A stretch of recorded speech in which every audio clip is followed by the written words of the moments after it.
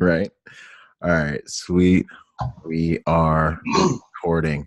Boom. Hey, what's going on, you guys? Byron Rogers here, and I've got a guest today that I'm I'm always excited about our guests, but I really like that we're moving into some other things, kind of industry, but outside of the industry a little bit. Michael Julian is here to join us. How you doing today, Michael? Doing well. Thank you, Byron. Awesome, man. It's an honor to have you here on the show. I was honored to meet Michael for the first time at our Close Protection Conference that just passed. And I genuinely believe that he's got a lot of good things to contribute to the podcast and with regards to protection and, all the things you've done, man. So it's an honor to have you here. Thank you. Awesome. So just a little background. I am going to read this bio you've got up here. Ladies and gentlemen, I know you've realized by now I'm a good dude, but I read like a grunt. I'm a Marine Corps infantry Marine, and, I'm finishing my master's, but I still read like a grunt. All right, so background. Michael Julian has worked in the investigations and security profession since 1985. That's the year I was born. When he began his career working as a surveillance investigator in National Business Investigations Incorporated. He's a longtime member of multiple national and international PI and security associations, including the California Association of Licensed Investigators, of which he was president for 2 years. He is a graduate of Executive Protection Institute, studied surveillance detection and covert protection at Executive Security International, and has certificates in behavioral threat assessment and active shooter surveillance training. His company, founded by his father in 1967, has provided executive and asset protection services to corporate executives, celebrities, national and man-made disaster victims, and people at risk, and investigative services to corporate and private sector for 5 decades. He is a certified personal protection specialist, is a certified professional investigator, and is one of less than 50 certified security professionals in California. Michael created the ALIVE, that's an acronym, Active Shooter Surveillance Program, which he teaches throughout the U.S. and wrote the book 10 Minutes to Live, Surviving an Active Shooter Using the ALIVE process, which is sold worldwide. So, boom. Lots of stuff in there. That's a lot, man. It's a lot. That's a lot. So, man, there's so much we could talk about. But one of the things me and you touched on, and it sounds like you have quite a bit of experience with regards to business, taking over your father's business, and things like that. We were talking about ethics and things like, really, because in the private security industry, there's a lot that goes on with this topic. And so I wanted to bring you on to touch on it. Just, with regards to business ethics, what do you consider good ethics, bad ethics? Where would you start there? Well, I'll start where it began for me. My father obviously instilled a lot of the morals and ethics and codes by which I run my business and really live my life.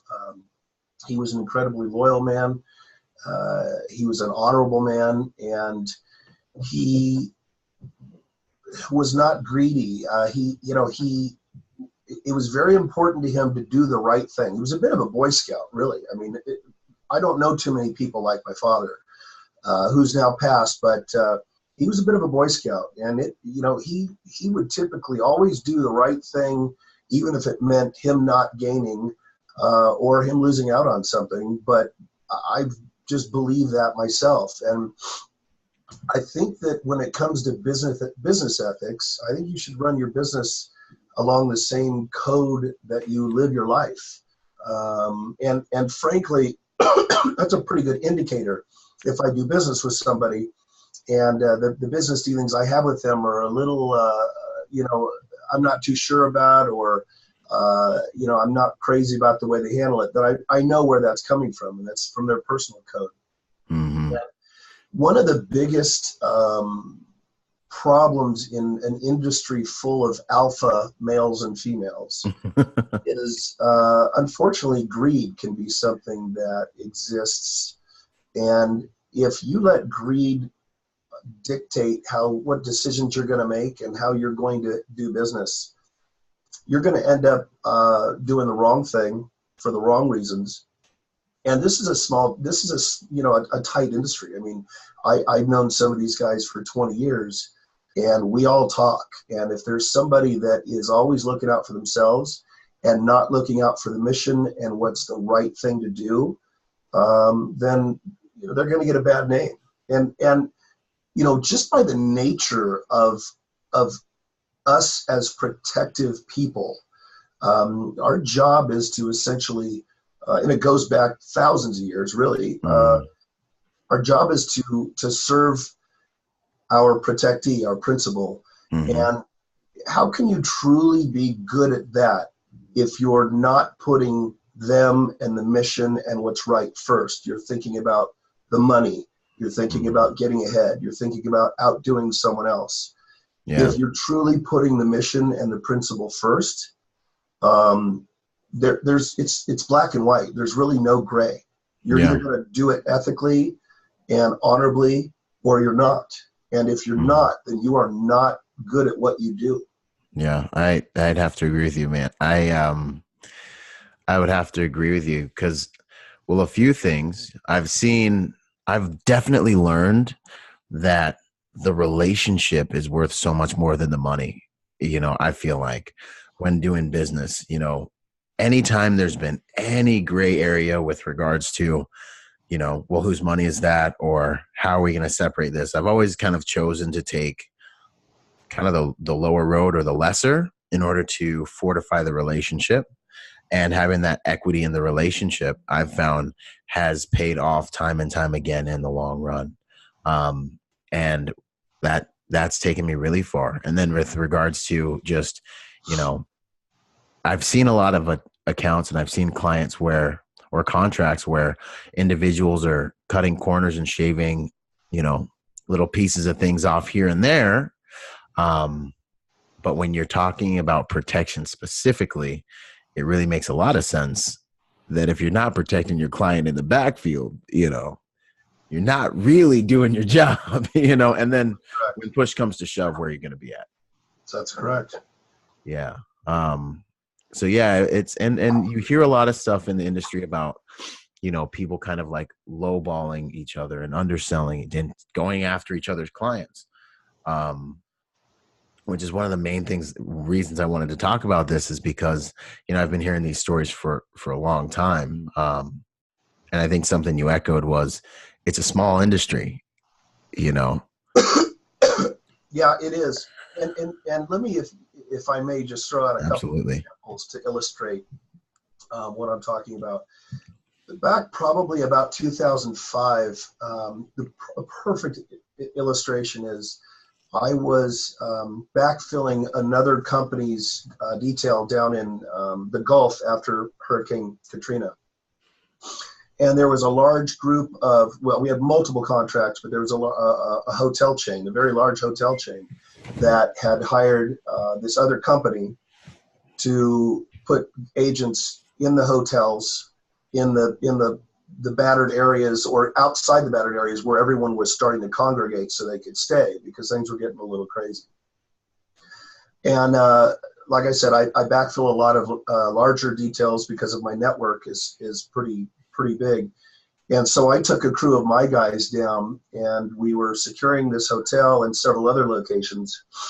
And one of the other contractors that was retained by this larger company to fill the detail at another hotel, he ended up trying to backdoor his and my client and go directly to the hotel chain and say, hey, I can do this cheaper. That is basically the kiss of death in this industry. It really is. And I found out he did that.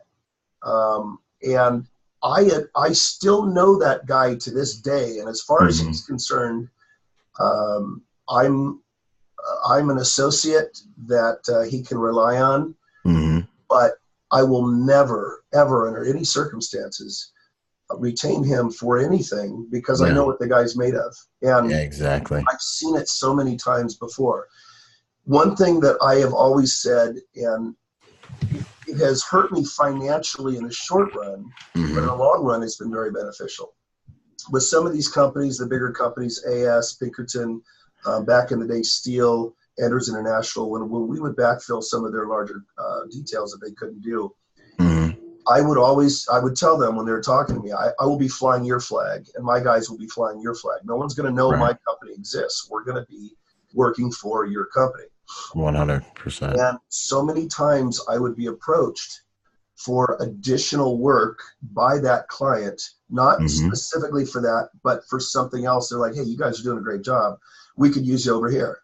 And I would simply say, that would be great. And I'd love to do this for you. However, right now we're contracted to XYZ company. So I really need to refer you over to them. And if you like the job we do, just ask them to use us. Now that has earned so much respect or loyalty that I may have given up a little money in the short end, but the companies I've worked for that I've contracted to would continuously use this over and over and over again, because I've hired guys before that tried to backdoor me, and I know that is a worry for many of us. 100%. So the companies that get the work, if they know you're flying their flag and you're not going to backdoor them, they will send you as much work as they can. So you make money on it. It's a win-win for everybody. Absolutely. It's like a different type of equity that you gain, and it's like, do you want you can have your money now, or you can have respect and you can have honor and you can have a relationship that's going to pay you hundreds of thousands of dollars. It's long money over the long run.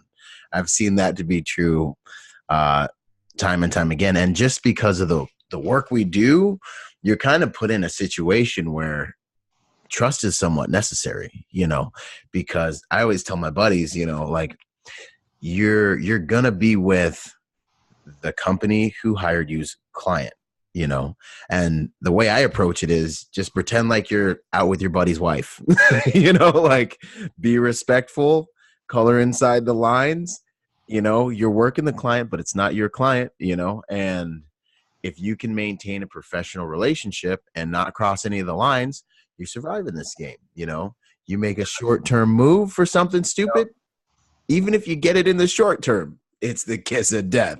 That's true. And I'll tell you, reputation, reputation goes back hundreds of years to the Vikings, to the Saxons, a warrior made it. Cowboy, everybody. The silver he got and the reputation he had was everything. And if you have a good reputation in this industry, people are going to rely on you. They're going to know they can trust you.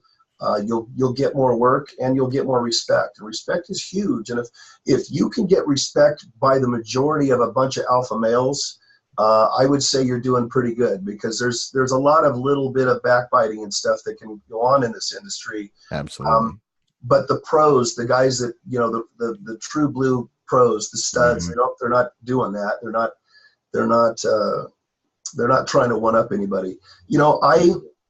Along these lines, I remember one thing. When I went to Executive Protection Institute in Winchester, Virginia in 2003, I'd already been doing this for years, but I decided to go to a formal EP school. Yeah. And the first thing that Dr. Kobit said to us, to our class 55, was, you better have left your ego at the door, because there's no place for a successful EP agent in this industry who's got an ego. And that is true.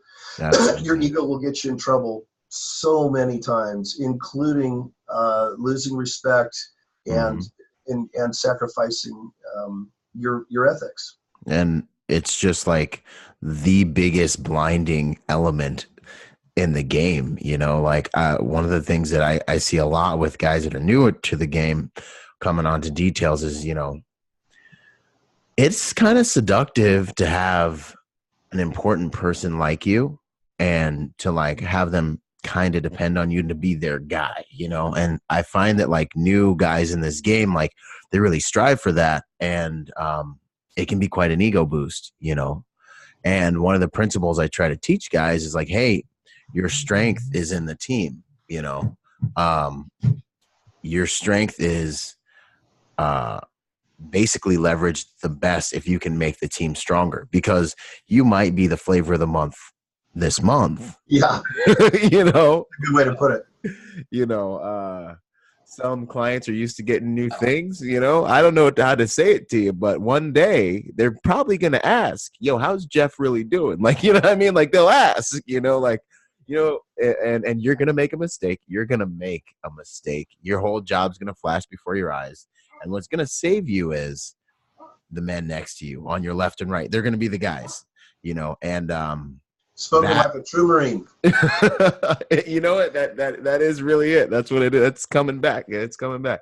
But yeah, man. And I find this moment in the guys, kind of the trajectory of him coming on the team, where I give them the talk. It's like training day. They get in the chase. I give them the talk, you know, and then it starts happening, you know, and they're like the man, and you know, they're next to the client and everything. And I tell them like, hey, you know, don't get too close. Essentially, don't turn into a bodyguard.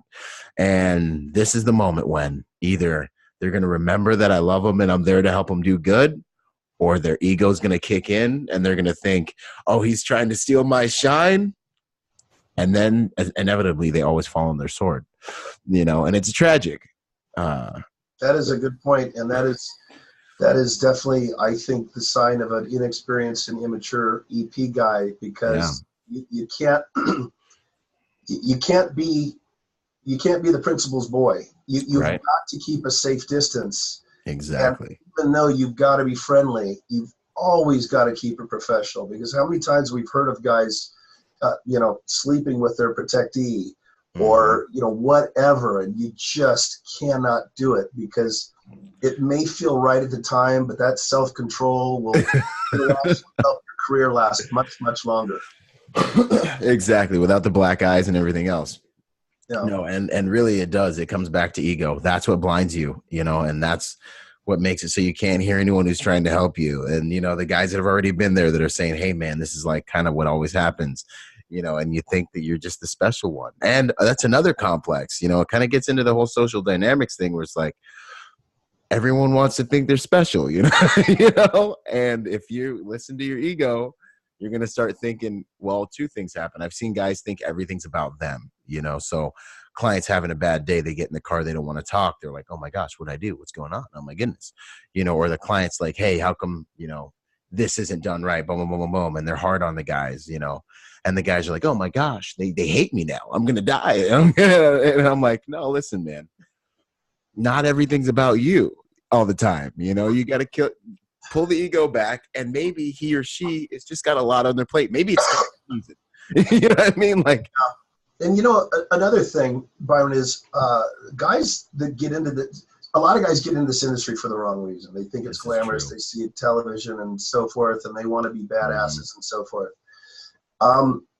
What they don't realize, and it is a hard pill to swallow, is you're a servant. You are there to serve. You are not the man. You are there to carry the luggage, to Starbucks, to do whatever it takes to create a safe environment while still facilitating all of his needs. And that's how you keep that gig. And of course, it's a fine line too. And it's very easy to forget why you're there. If you're running errands more than protecting your principal, then you're not protecting them. You're not doing the job you're hired to. So it's a definite balancing act. And newer guys, younger guys, I wish there was more emphasis on ethics in the EP schools. Of course, you know what? Honestly, business and ethics is not something usually taught very much or enough of in just about any industry. And it all comes down to doing the right thing at the right time and avoiding doing the wrong thing. And it needs to be part of it. And, you know, you and I, earlier in our conversation, I talked about business. I've taught business and ethics in EP, in investigations and so forth. And guys, individuals that are out there, working for different companies as employees, which is a great way to make a living. You take a detail from this guy, you take a detail. That's the majority of my staff are guys like that. Pager, man. You have to market you are your business. Mm-hmm. Your business is you. So the way you dress, the way you talk, the way you act is your storefront and how you're decorated and how things are set up. 100%. And the way you market yourself to get more business is something that a lot of guys don't get right away. And I've always said, in fact, this one of the founders of the California Association of Licensed Investigators, Jack Reed, told me one time after I spoke in Newport Beach, probably 15 years ago, on starting a PI business. He said, you can be the best technician in the world mm-hmm. and a so-so businessman, but it's better to be a so-so technician and a good businessman, because that way you will be successful and you'll stay in business. And that's true. And that's how many guys that were great at what they did failed because they didn't know business. Yeah. And when you are the business and you market yourself that way, that's how guys like me and other companies that hire guys like that are going to perceive you. And it's very important to remember that. I couldn't agree more. Like, for me, like, I'm not the biggest, the baddest, the best, any of this stuff. You know what I mean? Like, I'm just a guy that, like, kind of, man, it's like I hate using the term, but I keep hearing it in the industry when someone's talking to me about another guy, it is like, hey, he's a good dude. He's a good guy. This guy's a good guy. And it's like this buzzword. Like, when I'm talking to my buddy, like, hey, can we use this guy? What do you think? And we go through a few different things, and then they say something like, he's a solid guy, like he's a good dude. And this is like it's like done. Yep. Put the guy in, you know? Well, that's somebody, basically a testimonial. That's saying I vouch for him, and that's a big deal. If you trust somebody and they say I vouch for this person by saying he's a solid dude, and I know exactly what you're talking about, right? And I love to hear that, because then I know we're good and I don't have to keep looking. Right, exactly. That's very important. And let me touch on the opposite, the flip side of that, while we're on the topic. So, we were at the EP conference, 3 weeks ago in Vegas, right? Mm-hmm. Yes, sir. And a guy that has been in the bodyguard, the celebrity, the knuckle dragger industry, who is trying to cross over. He's a good guy. He's got a good reputation. He's good at what he does, but he wants to cross over into the corporate world. Okay. And he and I just met him, and we're having a great conversation, and somebody's name came up. And he immediately started bad-mouthing that guy. And I said, I stopped him. Help you. You don't know me from Adam, but I've been doing this 34 years. So I'm going to give you a little advice. You're trying to break into this. And I'm going to tell you right now, if somebody's talking to you and they mention somebody and you don't like them, if you're not real tight with that person, if you don't like him, you just go, oh yeah, I know him. If they start bad-mouthing him, you say, oh, really? Okay. Because if you are can I cuss on this? Yeah, you can do whatever you want, man. Right. If you're a shit talker, you're going to be known as a shit talker, and everybody's going to be wondering what shit you're talking about them behind your back. 100%. So and now, if it's you and I talking, we know each other, and I say, look, hey, how about this kid, Caleb Gilbert? What do you think about this guy? And you go, oh man, let me tell you about this guy, because I worked a detail with him, blah, blah, blah, blah, blah. Now that's one thing. Right. That's basically telling you don't use him. Now, the fact of the matter is, Caleb Gilbert is an absolute rock star. You know Caleb? Nah, not the top. Yeah. Caleb's a stud. Okay. Caleb's solid. Great guy. He came into the industry years and years ago from Washington. He stayed in a spare room of mine. He drove to LA every day. He was Ozzy's guy. He was Will Smith, Selma Hayek, all these stars. Yeah. And the dude will work 48 hours straight, never complain. And that's a big thing. It is a big thing. I think Christian West said, I wish everyone worked at least once on tour before coming into the corporate game. Yes. So they'd have some perspective Yes. on what hard work really is in this industry. Absolutely correct. Absolutely. And that is 100% true. But anyways, go ahead. It is 100% true. But if you're new to the business or you're seasoned, you know, the guys that are solid, they're not going to sit there and talk a bunch of shit about everybody. They're just going to go, oh, okay, yeah, I know that guy. You know, if they ask for your opinion, I mean, I'm not sure I'd want to work with him, but you don't get into details and start badmouthing the guy. Exactly. You keep your mouth closed. But I am very quick, obviously, to say that dude's solid. I really like him. He'll bust your ass, whatever.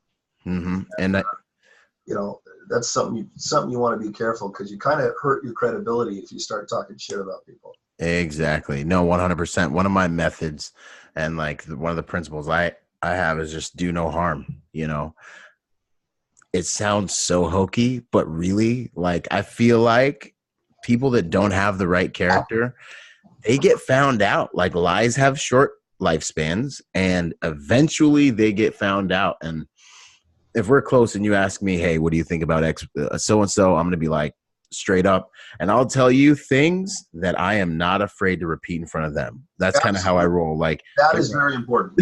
Exactly. Like, I'll be like, hey, bro, if I get confronted or whatever, I'm like, you were on the detail, you know, you did it. This is my man asking me for a credible review, and this is what I saw. You know, that's that's a good way to put it, and a good rule of thumb. If you're not willing to say it to his face, don't say it at all. And if you are, then it is what it is. But you're not backbiting. Exactly. And you know, it's so funny. Like, we just basically we're back in like Sunday school. You know, like the principles. You know, we have to remind ourselves what we've been previously taught, man. Yep. That's true. It is funny, man. So with regards to, you mentioned like good business, like being a good technician and then being, you know, good at business. And I find it really intriguing because, you know, like I've realized that I'm good at what I do, you know, but I'm not the best by any means at this stuff, you know. And I'm like kind of like, you know, I'm like 240, 5'10", 11 with my church shoes on. So I'm not even that, you know, I'm not really that much of a big dude. But the business aspect of it and the marketing aspect of it, and I think being able to, you know, give a good work product has really lended me whatever success I've had, because now that I'm staffing things and I'm dealing with people, I'm realizing that the things my dad beat into me are like solid gold. Oh, yes. With regards to a work product, you know, like showing up 15 minutes in advance, you know, leaving early enough so that if Murphy does decide to get a baseball bat out on the freeway, you still get to work on time, you know. Letting your yes be yes, your no be no, respect, honor, these things. Here's a pearl of wisdom for any of the new guys that might listen to this. I was told this years ago on a detail, and I've repeated it 1,000 times. 15 minutes early is on time. On time is late, and 15 minutes late is unacceptable. Absolutely, 100%. And I live by it. I love it. I think that's the perfect way to put it. You get there early. You do your job. When I run larger, and I don't do a lot of EP myself anymore, unless it's there's a couple clients I have when they come into town, unless it's a larger detail like a strike or something like that. So when I talk to my crews and I brief them, I say, look, you're here to do a job. You're being paid to do a job. You do that job 100%. You don't complain. You don't talk about anybody else. You focus on what you're here to do, and then you go home. And if you do that, you're going to get your paycheck, and you're going to get used again later down the road because you're here and you did the job. There's just no room for bitching and whining and moaning. And no, it's funny. Now, I am very pro law enforcement. Okay, my dad was a cop after the military. A lot of my buddies are cops, so I am by no means bad-mouthing cops. However, a lot of guys come into the business after law enforcement, and you know they really need to be reprogrammed because one, they don't have a badge anymore, right? And two, they don't have the protection of this union and all of these little department things that make it so comfortable. So this sense of that something's owed to them. Yeah, you dodged the word. You dodged it real well. Yeah, I did. It's just it doesn't really work to be like an A player EP guy, and Right. it's not their fault. It's what they're used to. It's their programming. It works in that environment. But if they want to truly be successful in the private executive protection environment, that is not the mindset to have.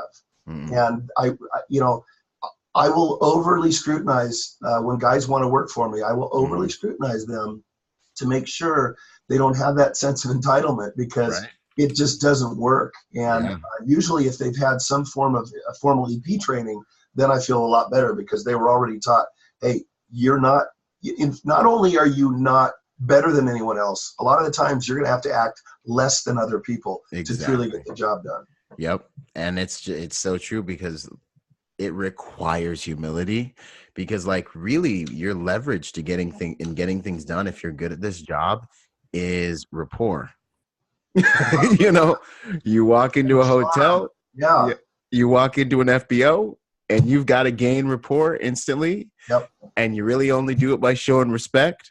And it takes humility, and that's the game. That's another good lesson for the younger guys that are just coming into this. If you don't know how to be a charmer, learn to be, because it is amazing what you can get people to do for you that they probably shouldn't even do. But it helps you. It helps your principal. It facilitates, and you look like a rock star because you just make magic happen. The client's going, "Holy shit! How did you get that done?" Exactly. I talked to the guy. I got retained. That's exactly right. And it's so true, because, and then it's literally like, and it's stuff that, you get that stuff done that way, and it really is a badge of honor. And really all it is you were wise enough and effective enough to get in there, gain rapport with the house or whoever it was, for them to roll out the red carpet, and you do have some advantages. Sometimes if you're dealing with a house, some of those guys want to show out good out of respect for their house. Maybe they want to try and get on your detail, whatever it is. You have some tools, but your tools are all social dynamics. There's no, really high ground anymore. Yeah. The way I think about that is you just make everyone an ally, and then imagine how powerful and strong your army is. If everyone's willing, if they respect you, and going back to what you said about money, money gets spent very quickly. Relationships can last a lifetime. That's the truth. And I'll tell you what, who you know and how you're respected will get you very, very far in this 100%. Industry. So, like I said, make an ally out of everybody, and pretty soon you've got an army of people willing to do something for you that just makes your job that much easier and you more effective. And your career. I mean, like I say kind of the same thing. A rising tide lifts all ships, at sea. And something I've learned, if you have that whole your network is your net worth thing, I've seen it come into play on multiple occasions, man, and if you burn 100 bridges around you and you do have one client, you are married to that client. You are in bed with that client, and come hell or high water, that's your meal ticket, and kind of part of the game in this industry is also making sure you have a reputation that gives you options, and making sure you have a network that gives you options, because people are unpredictable and situations change, and Murphy's still got a baseball bat and he's out there somewhere, and these ethical considerations we're talking about are literally what will feed you on a rainy day when the money runs out with whatever you're working on. 100%. That reminds me of something I saw recently on the, is it Facebook page or LinkedIn page? The Facebook page, Executive Protection Lifestyle. Yeah. The group. I think it was EP Lifestyle. I'm a member of several of them. A guy put out, maybe you'll know this. Guy put out a message, basically a post saying, I'm in a little bit of a problem here. This is what's going on. My client, the male client is this powerful corporate executive. His wife also works for the company. she's a C-suite person, and in public everything's great, but the client likes to tie one on, and then he becomes verbally abusive to the wife in my presence. And he asked for advice on what to do. And you know, I admire the guy for putting it out there. 100%. He gave a lot of information that I got a little bit uneasy about, because if anybody knows him, now they know who his client is and they know the situation. However, he was humble enough to put it out there and ask for advice. And for a lot of the younger guys that don't know what to do, sometimes you got to make some real hard decisions. Sometimes you got to fire clients. But knowing where your place is vitally important, because if you overstep, you can cut your throat with that detail and lose the detail. You can lose respect of your client, but also you might be putting your nose in somewhere where it doesn't belong. Now, I didn't judge the guy. I thought it was awesome. I did remark about a couple of the other comments that were made by guys that, you know, there's always Monday morning quarterbacks, and there's always experts that jump on and say, this is what you need to do. Those are the first guys I forget from their mom's basement with their hair, with their chin beard and their big gulp and all this stuff. Right. God bless. Anybody that says, I know the exact way to do something is the last guy I'm going to believe that knows what to do. Exactly. But, you know, along those lines, you know, if you're riding in a limo with your client and they start doing lines on the mirror, you know, what do you do? Where do you draw the line? That's an important thing for some of the up and comers to realize, or to know that they may have to make a moral decision sometime. Maybe telling the client, you know, I'm not comfortable with this, or it may just be keeping their mouth shut. That's a personal decision that they have to deal with. But it's important that they know that stuff's going to happen. And, you know, there's 3 reasons that we protect. One, from outside threats like people. One from, you know, medical issues. If there's a medical issue, we immediately either protect them or we get them to safety. And the third one, and the hardest one, is sometimes we have to protect people from themselves. And knowing when to do that, like I said, it's a balancing act, and it takes some experience, I think, to really know how you're supposed to handle a situation like that. And sometimes it's a personal decision. So those are things that some of the younger guys are going to have to deal with. And it would be best if they kind of had an idea of how to deal with it before it happens, so they don't choke when it does happen and make the wrong decision.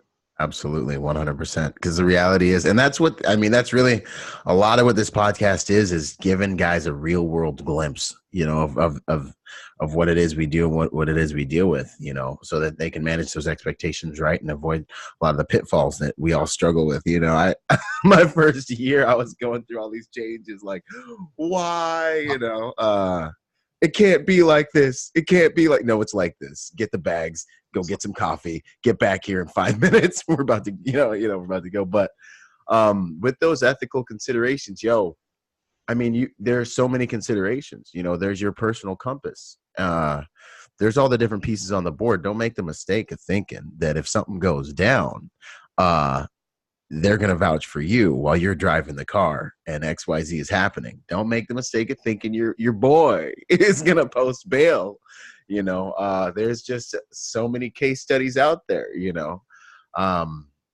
You're almost kind of there to be somewhat expendable. You know, these considerations. It's the nature of what we're there for, you know. Right. And if you compare yourself, like I said, you go back hundreds of years. The knights, the guards, you know, the ones. When I first branded my security company, I separated the licenses and the brands, and it was National Business Investigations is the parent company that my father started in 1967 in Southern California. In 2003, I separated it and had a division that was strictly security, so I could market it as security without being National Business Investigations. Okay. The name I created, or that I came up with, was Minders Protective Services, and a minder is a European term for a bodyguard. Okay. And in doing that, I researched the definition of that term, and it essentially says one who is committed solely to the protection of another. Mm-hmm. And that's their whole job. And that's their only concern, not themselves, but protecting their protectee. Mm-hmm. And, with that mindset, if you're really, truly doing that, it can be tricky as to the things you're going to deal with. Mm-hmm. And you got to make a decision, excuse me. Am I now protecting my client, or is that my client putting me in a position where now my ethics and my morals are being strained, and now what do I do? Right. And it's a relationship. Like one of the things I tell my guys is what it takes to get your girl, it takes to keep her, And so as you both navigate that relationship, you gotta figure out where your boundaries are, because it can go all over the place, and you can wake up somewhere you don't want to wake up real easy, True. And also kind of another way to keep yourself in the clear with things like this is vetting your clients. Like there are certain client demographics that are like at the back of my list to work, like, oh yeah, deal with those segments of the industry is like, I got to be on some hard times. But when you get into the industry, any industry, like private investigations as well, when you first start out, when you first get licensed, you got to take everything you got to take everything you can. Yep. And I'll tell you, that's where some of the hardest lessons are learned, because you're taking stuff and you're finding out, holy shit, this was a mistake. That's true. As you drive home at 10 a.m. and you're got to be back at 2 p.m. and you're like, what am I got to do this for a week? Along those lines, by the way, I love the fact that it's called Executive Protection Lifestyle, because it truly is a lifestyle. And if you're going to do this, this is the career you choose, you have to understand it is absolutely a lifestyle. Oftentimes thankless, oftentimes tireless. They're putting up with you. And sometimes you're a nomad. I mean, you may be traveling half the year. You may be on a detail on a yacht for 3 months in the Mediterranean. Mm-hmm. Home life can really suffer from that. Yes. And it's a decision you got to make. If you're truly going to be that guy, somebody's guy, there's some things that are going to suffer, including your relationships. I definitely, those can really be strained. And that's something you have to decide, because if you want to, of course, being in the military, if you're deployed, 3/4 of the year, you're not going to see your kids a lot. Right. It's kind of the same in this industry. You can be out of the country or out of the state and traveling and not see your kids, not see your wife or husband. And that can be really difficult. Speaking 100%. Of the sex part about husband and wives, I think you would probably agree we need many, many more good qualified female agents in this industry. 100%. Yeah. 100%. And I'm looking for some to have on the show too. So, One thing, I think that there's women that would be great in this industry, but I don't think they would be qualified because they're not big, burly, Russian power lifters. But that's not the case. I mean, if you're taking care of the principal's wife or the children, really technique and thinking ahead and the planning and the situational awareness. A good EP person is focused on avoiding a problem, not getting. I mean, you got to know how to get out of a problem. Right. Our main focus should always be trying to avoid getting into a problem. Exactly. So we have to then react. 100%. There are some people that are absolutely squared away, smart, two-step thinkers, lots of common sense, charming, can do everything they need to do, that may not be burly, but they would make phenomenal EP people. And I hope that we start to see more qualified females enter this industry, because they're 100%. Needed. They are needed. And also with regards to like advanced work, sometimes I wish I was a woman doing advanced work. You know what I mean? Like you walk up to the front desk of a hotel, and people, there are there are interpersonal dynamics that do have to do with, the masculine and feminine form, and women can get stuff done, when it comes to interpersonal relationships, if they know how to, use their tools, same way I know how to use my tools, Yeah. And then also on the covert side, Oh yeah, for with sure. regards to some of the church accounts that I have, man, we got females and nobody's thinking they're security, but we've got a nasty information network set up on campus, between my volunteers and my paid guys, because a lot of them are little women or, girls that you're not thinking are on the security team that are pushing information. Hey, there's some guy stealing a book right in front of me in the bookstore right now, and we're able to react to things much more quickly, Yep. Yeah. I'm with you. Not to mention, there are some women for RMDP. There's some women that I would not compete against on the range, because they would embarrass me. I mean, there's some gals that, depending on how much they practice, are better shots by far than me and most of the guys I know. So, you can't certainly judge a woman by her size when it comes to this industry. And the gun is the ultimate equalizer. It really is. And we have one of those too with one of the groups I shoot with. And when she shows up, when we you do the Thunderdome, we do a thing called Thunderdome at the end where, it's like, 3 targets in front. We have to engage each target, but it's a race essentially. So we race each other. And when she shows up, you just got to be on your game, because she will beat you. She will beat you. And you'll have to think about it. And you'll be in your room doing underwear hours, getting your practice in before the next range day, so it doesn't happen again, because she'll beat you. Yeah, man. No, I agree. You said something back there I wanted to touch on when you were talking about, the strain that this puts on relationships. It's huge. And you're not just going to be like for me, I was deployed, I was in Iraq. Like, you're going to be in environments a lot of times that are like when I was in Iraq, I was in the desert. When I was traveling around the world with my clients, I was in the lap of luxury, rolling around, in palaces, on the best hotels, getting access to things, women, everything all around me all the time. It's a 100% different dynamic, so you really do need to consider what you're getting yourself into, so you don't get blinded by. And then also, you need to have the ethics, and you need to have the character to be able to survive those things. There can be a lot of freedom, a lot of opportunity to do things that you shouldn't do. Right. And whether you do it or not, that's a personal decision. But it's personal decision you want to consider. Yeah, 100%. Because you might be traveling with such and such celebrity, but they got the dancers and everything out there.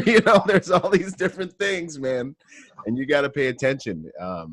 So yeah, and then also with regards to what you're saying, I honestly do believe it's a lifestyle, man. Guys that I've seen come into this game, you have to reprogram just the way you think, the way you approach everything.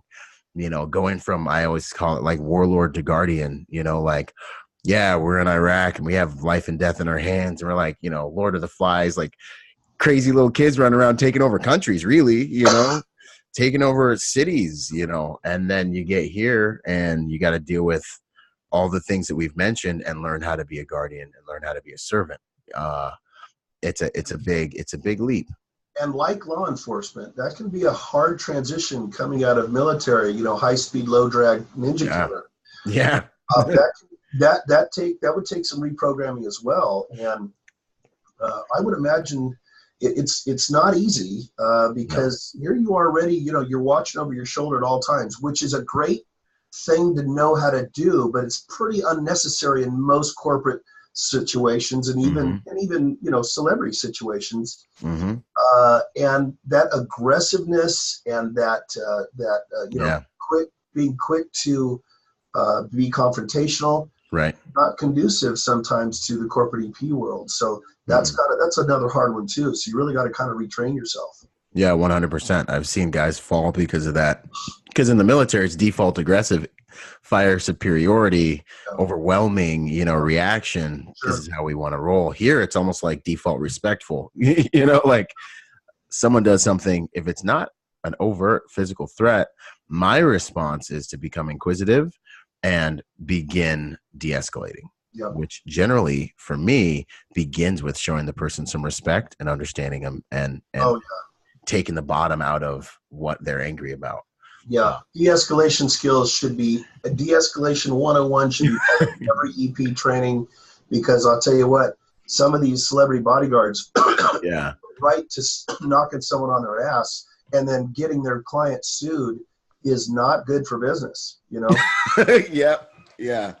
That's a whole nother, that's a whole nother deal. And with cameras nowadays, we have the luxury of watching a lot of these things happen on my Instagram, man. I mean, we get the after action. We get to see all the videos and stuff, and we have the luxury of watching those videos. And I appreciate it because you can kind of run through the program. You can run through it in your mind. When I was in Iraq, one of the things I tell my guys is, hey, run through what's going to happen and what you're going to do before you do it, so that you at least have some bars of software in your mind that you can fall back on once you flood and this thing kicks off. And sure enough, man, they came to me after we made contact. And they're like, hey, Corporal, I did what you said, and I knew what to do, and I did what I planned. And I was like, good on you, bro. And here we are. Byron, I know we're not there yet, but we're getting there.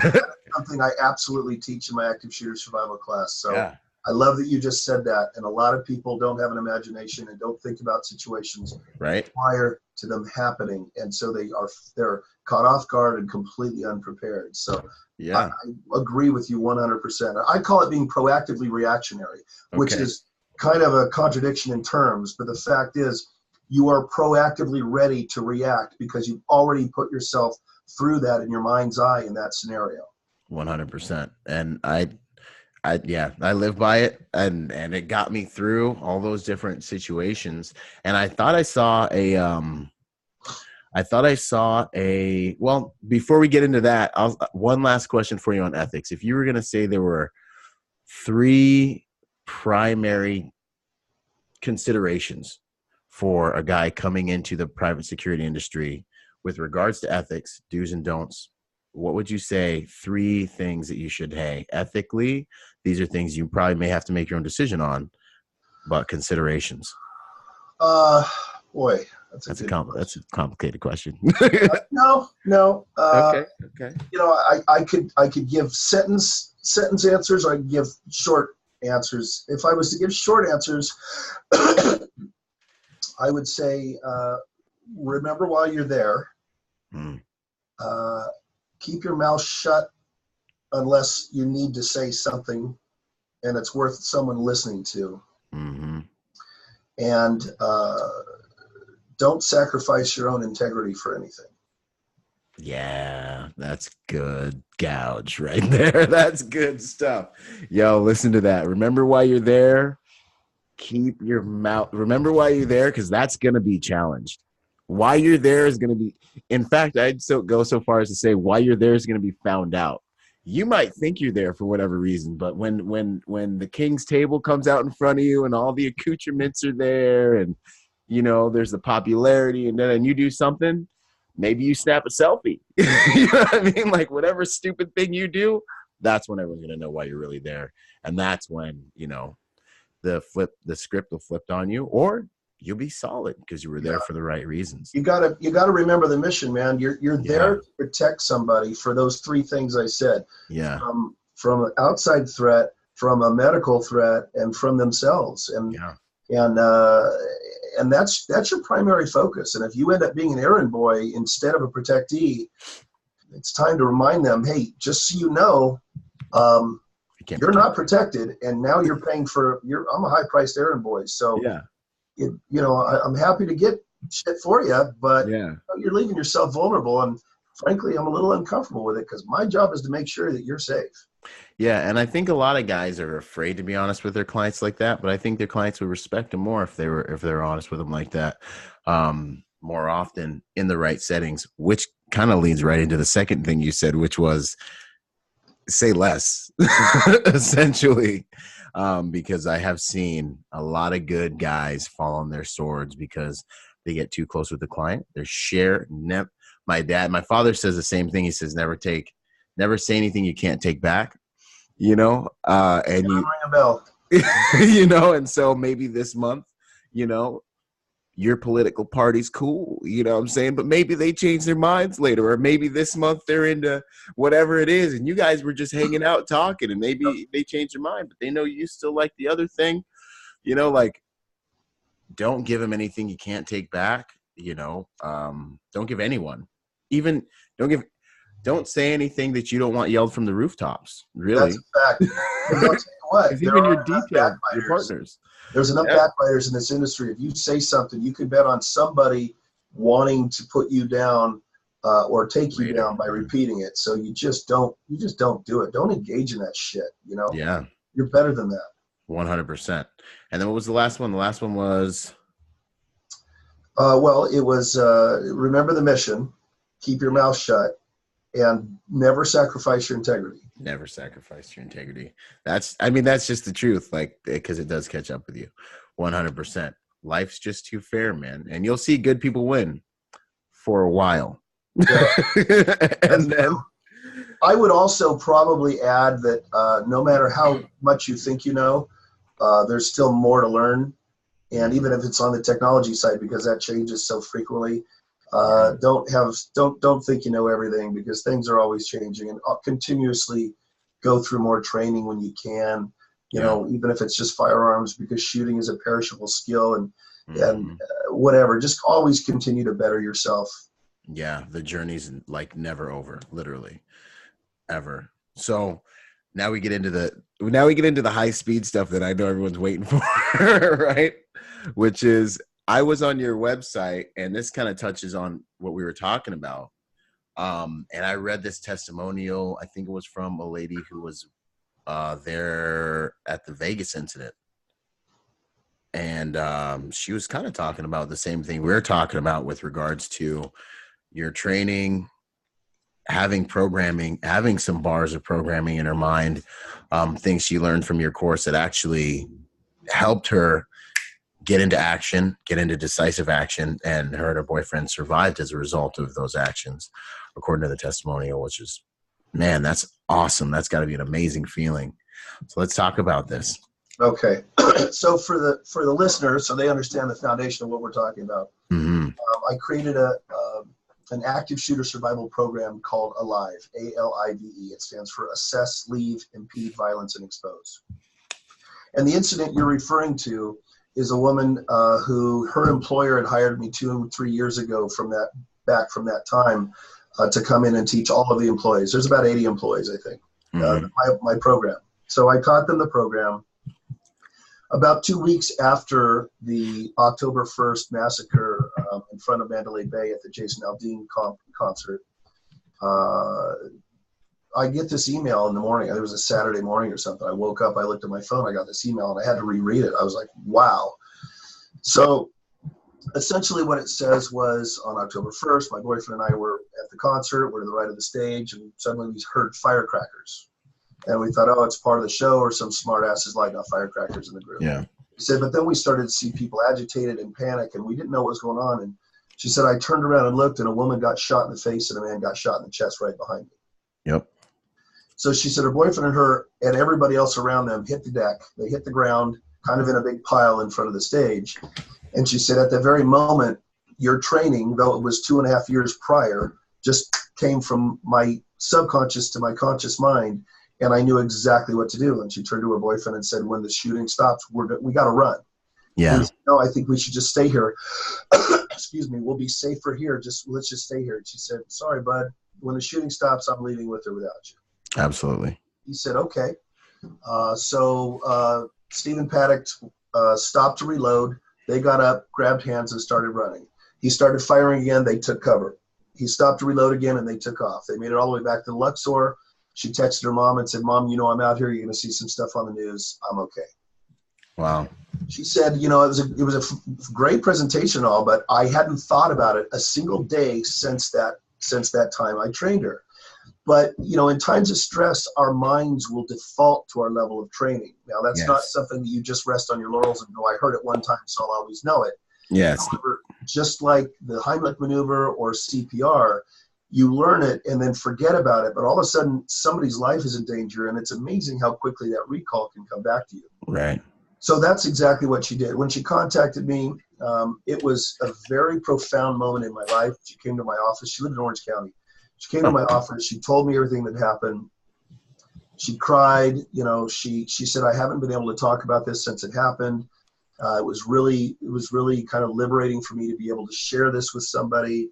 Wow. And of course, the news got a hold of it, and they interviewed everybody. So that on my website, there's a couple, 3 different interviews. And it's a pretty interesting. But yeah, that changed my life. I mean, I couldn't tell that story for probably 6 months without getting choked up, because a woman looked me in the eyes and said, you know, your training saved my life. And that was kind of a big deal for me. So, but it was, you know, the ultimate testimonial. Basically, what I taught her to do, she practiced and she survived. And you know, nothing could be more satisfying or validating. So since then, I have been passionate. All I do anymore, my companies are run by a very good crew. My executive team is excellent, and they're probably glad to have me out of the office most of the time. But mostly what I do is just travel around the country teaching my live program now. And I wrote a book that was published in January called 10 Minutes to Live. Fantastic. Now, the reason I named that is because 98% of active shooter incidences lasted 10 minutes or less. The highest body counts, like Virginia Tech and Las Vegas, lasted exactly 10 minutes. 68% last less than 5 minutes. So the reason I talk about 10 minutes is I want people to know and to get it stuck in their head. Right. It's going to end. You only have to survive for 10 minutes. 10 minutes. Probably less than 10 minutes. And the reason that's important is because people in times of panic, they will freeze with fear, and they will think to themselves, I'm going to die. And that is not a survival mindset. That is a victim mindset. Absolutely. And nothing good can come of having that mindset, because an active killer or active shooter, I use them interchangeably because not all active killers use guns. Yeah.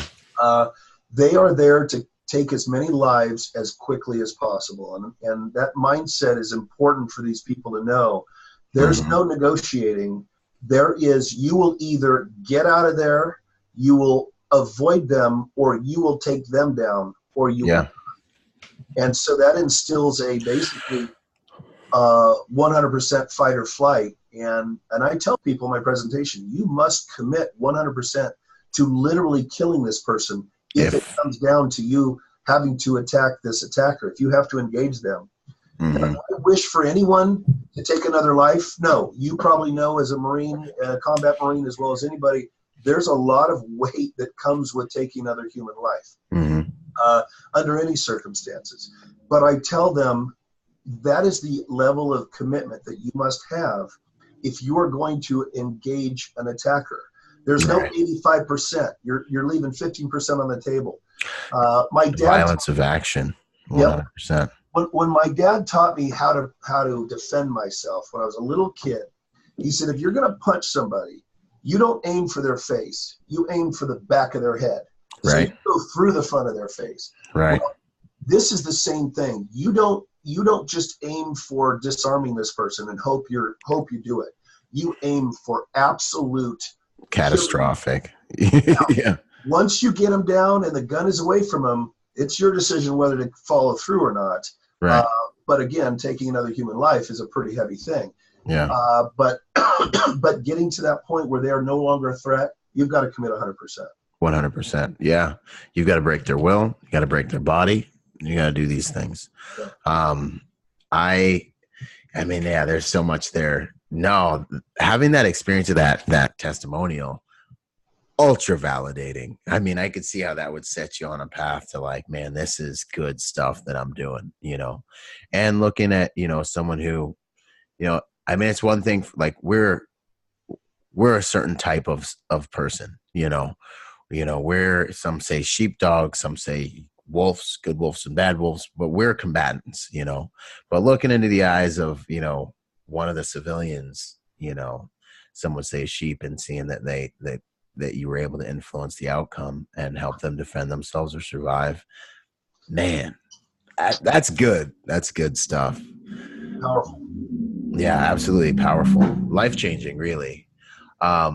And there's so much to be said for that, degrading back to your level of training and your level of forethought. You know, I think as protectors, we have the responsibility of surviving in the theoretical, you know, because, and it's a muscle that we've probably been using since we were little, you know, but I think a lot of what we do, if you really look at it, is we're in this theoretical imaginary world, like looking through the trajectory of a whole entire engagement, a whole entire battle all the time. So that when it happens, they can play into our hand. We can have tactical advantages, you know, and that's kind of like our dark art. You know, it's our world. And I think it's beautiful. I don't know. So, yeah, and I've seen it. I've literally seen it work. You know, a protector, we walk into a room, we're looking at all the different vulnerability, all the different variables. You know, players on the board recognize each other. Who else is watching the room? Who else is paying attention? You know, we're going to get into positioning. We're looking at our hard points. Now that we've got a decent positioning in the room, who's got a better position than me? What am I going to do? You know, if X, Y, Z, 1, 2, 3 starts happening, where's my next hard point? You know, and, you know, if you're not doing these things as a protector, you're wrong, you know?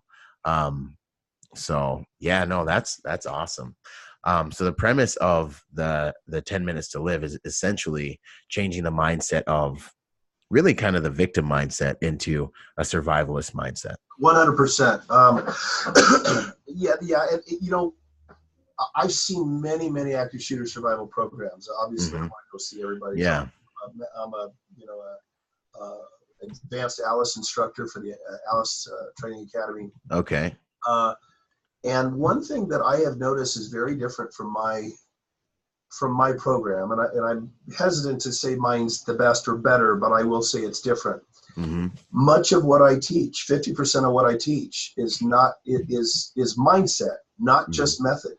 Right. And teach run, hide, fight all day long, but like I say in my presentation, you can be the fastest runner in the world, but if you don't have a burning desire to cross the finish line first, you're not going to get the gold.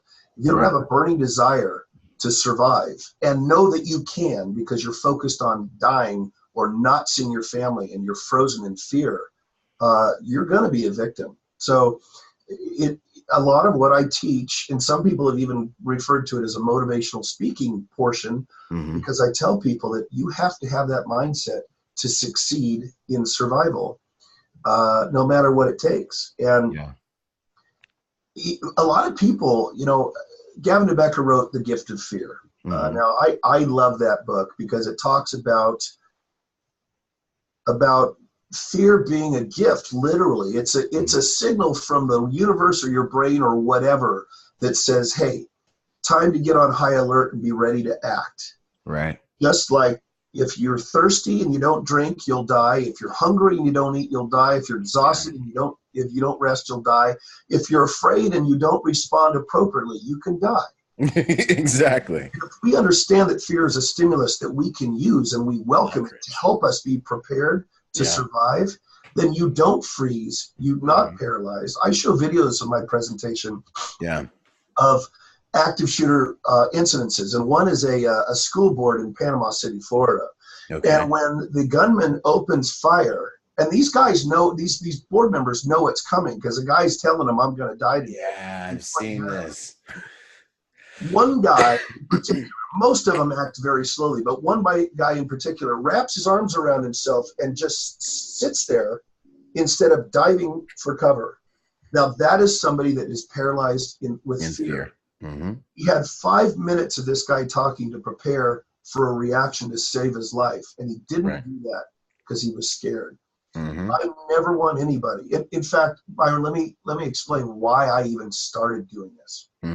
5 years ago, when I was seeing these active killer incidences take place, I started researching them, and I found that so many people were dying, and I'm going through the scenarios in my mind, and I'm thinking, well, why didn't you do this? Or why didn't you do that? And I'm thinking, because they didn't know better.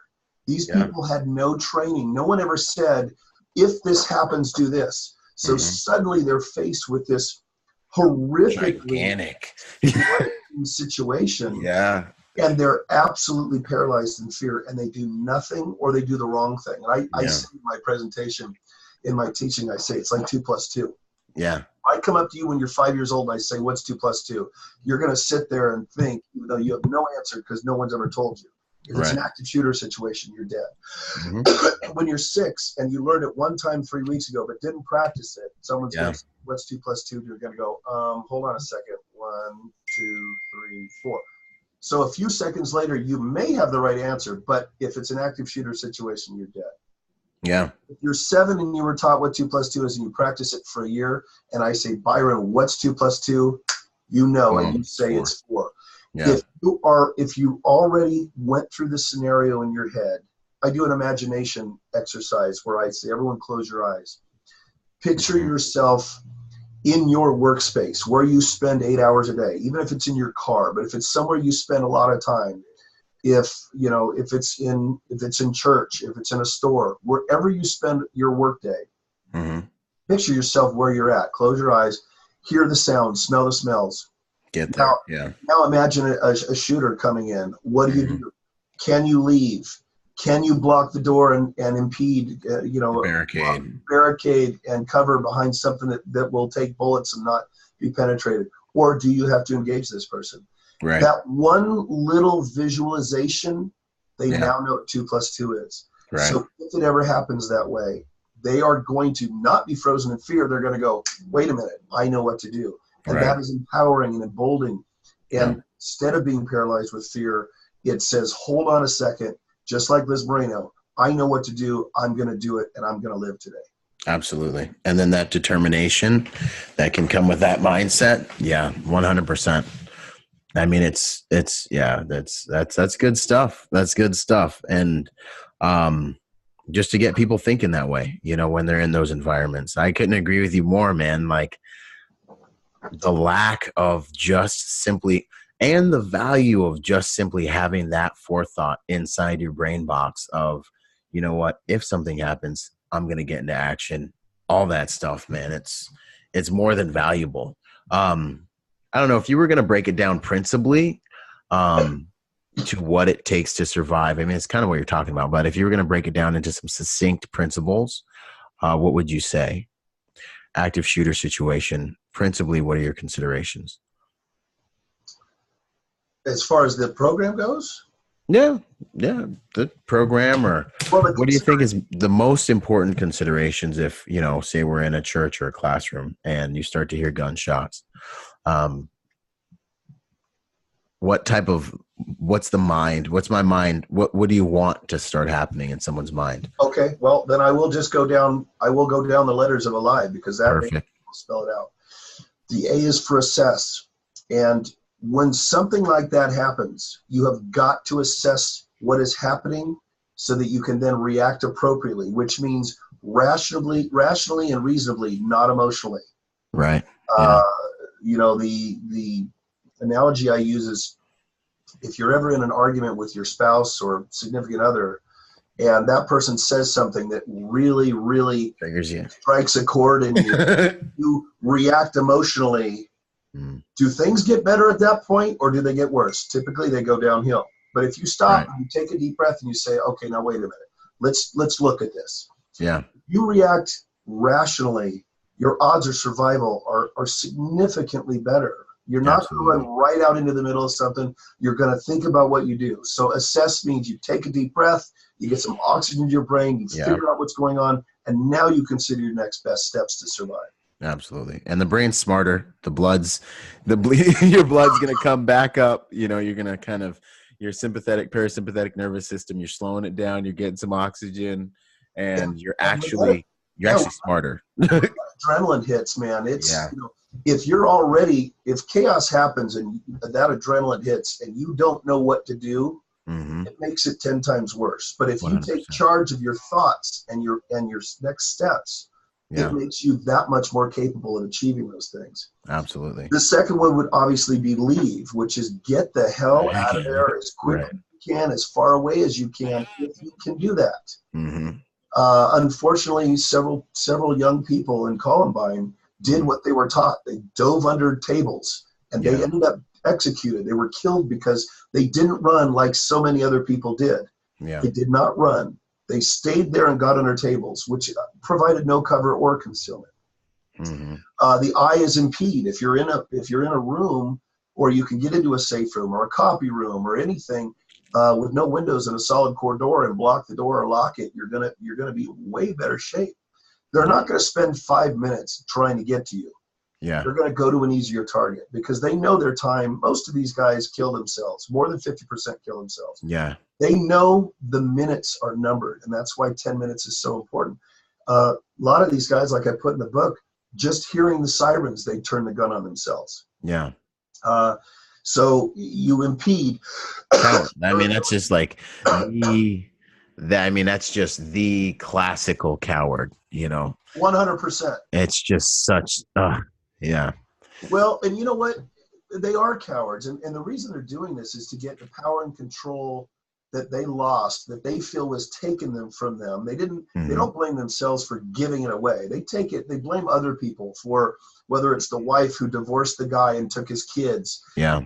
It's the high school kid that got picked on, Elliot Roger, who he couldn't get a date, and the football guys made fun of him. It's power and control, and they figure, I'm going to get this power and control back by instilling fear and taking lives. And the significance. And I'm going to keep that power and fear by not being taken into custody or letting someone else kill me. I'm going to take my own life, which that means I still have the power and the control. Yeah. So, even if they're shot by law enforcement, they will then usually take their own lives, because it has to be by their own hand.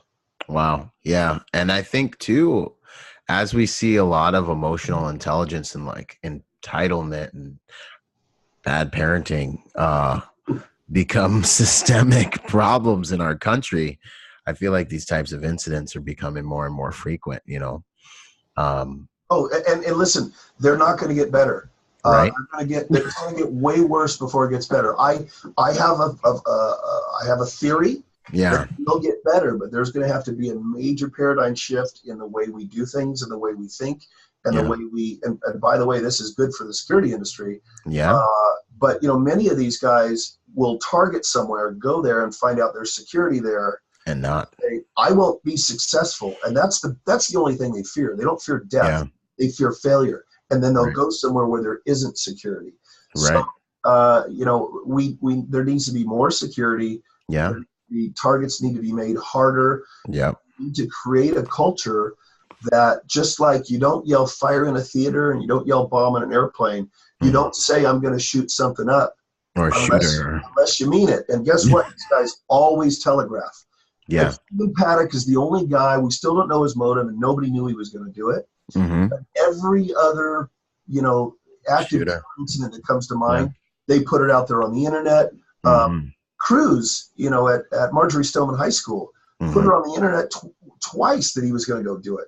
The kids in Columbine, Eric Harris and Dylan Klebold, they had friends that knew. They put it on their website that they were going to do something like that. I mean, there's these signs. Well, now we can't ignore the signs. Right. Law enforcement has to have the teeth to do something. They didn't used to for domestic violence, but now cops get called to a domestic violence case. Somebody's going to jail. They're not going to leave those two people alone, because so many times they leave and someone ends up dead. Yeah. So we're going to have to show same thing. All these guys, Elliot Roger, cops knew, they responded, they talked to him. There was nothing they could do. So they left, and then they did these things. So things are going to change, and it will get better, but it is going to get worse before then. And it is the last 4 years in a row, the body counts have gone. They have just been going higher and higher. Yeah, 100%. 100%. Yeah, no, in the, faith-based organization world, same thing. These types of incidents have been on the increase as well.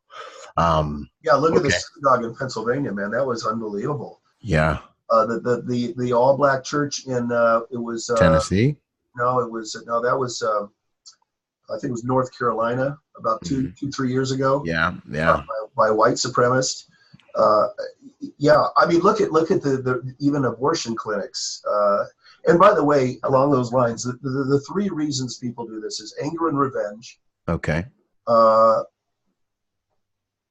mental illness. And by the way, a lot of people think that most of these people are mentally ill.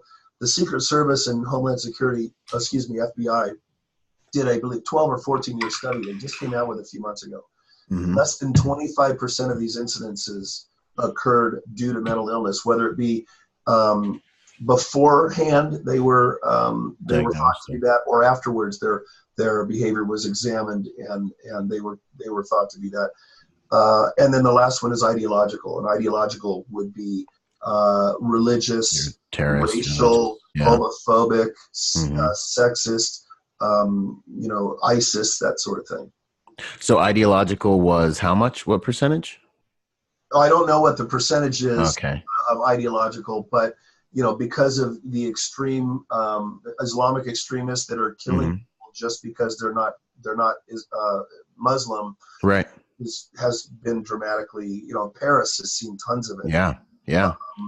Like I said, the abortion clinics. Yeah. Somebody doesn't want somebody killing babies, so they go in and kill everybody. So they go kill everybody. It's amazing. Yeah, and then now Cho with Virginia Tech, clearly he was schizophrenic. There's no question about that. But Elliot Rodger in Isla Vista in Santa Barbara, he had what I would characterize as an emotional disorder. He had an inferiority complex. Yeah. He was not certifiably mentally ill. Clinically significant. He just had some emotional stuff because of how he grew up and some things that had happened to him. Yeah. That's wild. And then also with regards to the faith-based organization, something we see as a factor is domestic issues. You're counseling a couple. You tell her she should probably go stay with her parents because you're counseling them because of physical violence.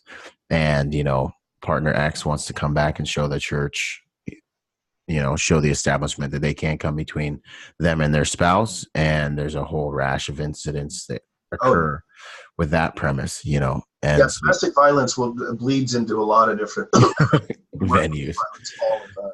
Yeah. And so these are just considerations and things you got to think about. Really, it kind of comes full circle into the world that we have to exist in, which is the kind of ethereal and imaginary world. Before these things happen, you've got to think about the worst case scenario, plan for the worst case scenario. Don't put anything past anyone. Situationally aware. Exactly. Yeah, be very situationally aware. I spent a lot of time on that because so many people just, and we'll call them sheep, the ones that just kind of go through life not really looking around thinking something bad could happen. They have no imagination. But just knowing your surroundings and getting into the habit of looking around to see if anything appears to be out of place or doesn't fit. If a guy walks into a diner with a heavy coat in the middle of summer, obviously there's something not quite right. Does it mean he's a killer? No, but keep your eye on it. Stay aware of what's going on. And look for the clusters. He has a big coat on. Is he watching? Is he relaxed? Is he a little bit nervous? If he is, we got 2 strikes on him now. Yep. You know what I'm saying? Is he taking up a hard point in the room? What's his body language telling you? Does he know anyone there? Or is he there by himself? I get 3 clusters, bro. You're not getting positioning on me.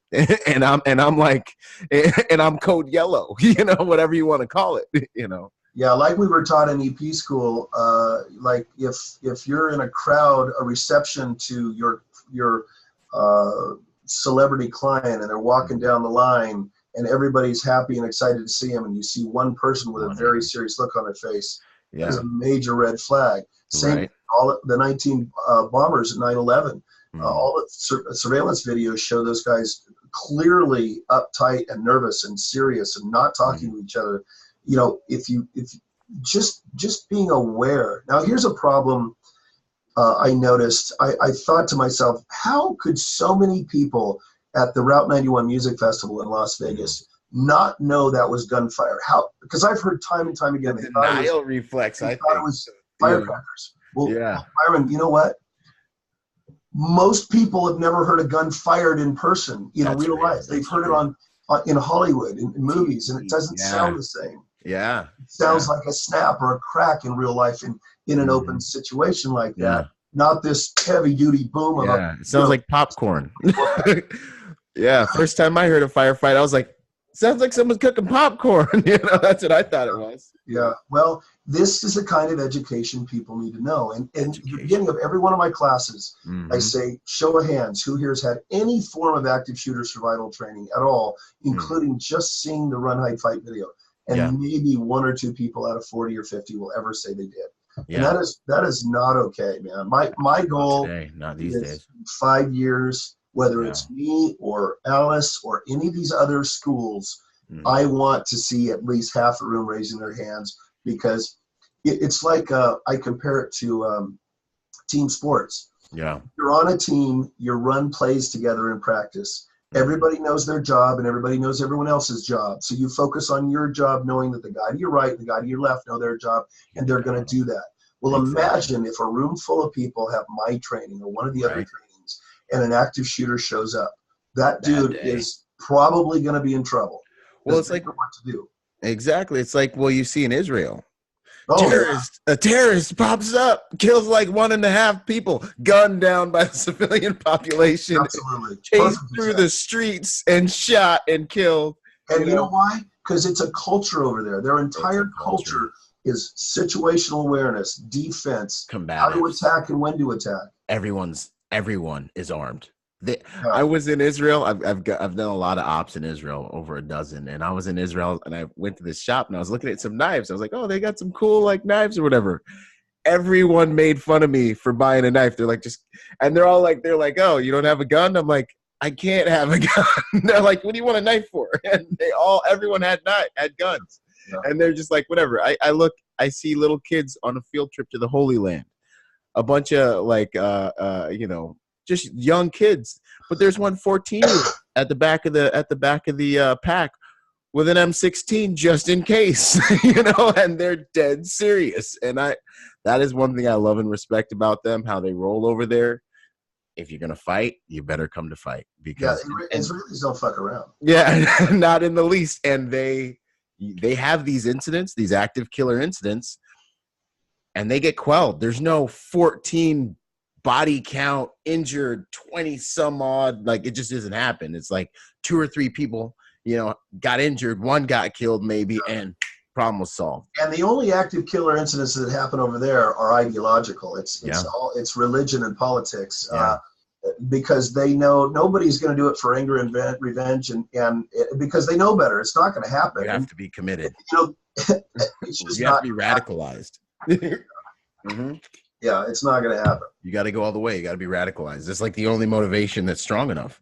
Another thing about Israel is, and I warn people right up front whenever I do my presentation. Some of you are not going to like me by the end of this, because I am not politically correct. I tell the truth based in reality, and that's not always politically correct. Yeah, and that's your responsibility as a trainer. It is. I got to look myself in the mirror when I get done with this.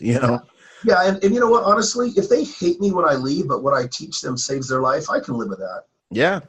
But just like in San Bernardino, remember 2-3 Christmases ago when when the couple, the extreme Muslim couple, went and they shot up all those, they killed 14 people in the San Bernardino government office, and the FBI interviewed their neighbors after that and said, "Yeah, I remember that. Yeah. Did you ever see any behavior that you thought was odd? Did they ever do anything that you questioned?" They said, "Oh yeah, this happened, this happened, this happened."